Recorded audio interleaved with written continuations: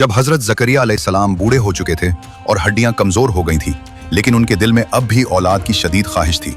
मगर उनकी बीवी बांझ थी, यानी पूरी जिंदगी औलाद नहीं हो सकती थी। और फिर अल्लाह ने किस तरह मोजज़े से उन्हें हजरत याहिया अलैहिस्सलाम जैसी नेक और पाकीज़ा औलाद नसीब की। ये उस वक्त की बात है जब हजरत जकरिया अलैहिस्सलाम बैतुल मुकद्दस की मस्जिद के निगहबान और इमाम थे। उन्हें बहुत फिक्र थी कि मरने के बाद अल्लाह की इबादत और दीन का काम कौन संभालेगा, क्योंकि उनकी बीवी बूढ़ी और बांझ थी। एक दिन वो मेहराब में तन्हाई में खड़े दुआ मांग रहे थे। वहां हजरत मरियम अलैहिस्सलाम के पास मौसम के खिलाफ ताज़ा फल देखे, गर्मी में सेब, सर्दी में अंगूर। जकरिया अलैहिस्सलाम ने पूछा, मरियम, ये फल कहाँ से लिए? उन फलों का तो अभी मौसम ही नहीं है।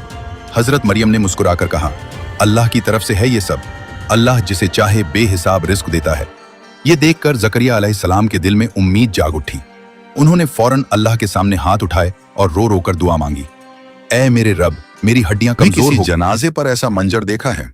एक नेक दिल इंसान का जनाजा उठ रहा था।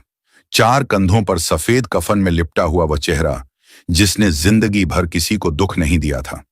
जैसे ही मयत को बाहर लाया गया, अचानक आसमान से ठंडी बूंदें गिरने लगी। ना कोई बादल था, ना हवा का एक झोंका।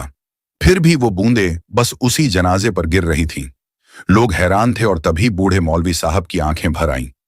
उन्होंने कांपती आवाज में कहा, यह बारिश नहीं बेटा, यह रहमत है उस इंसान पर जो जिंदगी भर दूसरों के गम धोता रहा। बाद में पता चला वह हर रात किसी के दरवाजे पर राशन रखता था।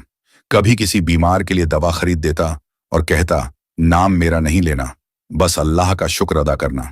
जब उसे मिट्टी दी गई तो हर जुबान पर एक ही दुआ थी, या अल्लाह हमें भी ऐसा दिल दे जो मरकर भी लोगों की दुआओं में जिंदा है।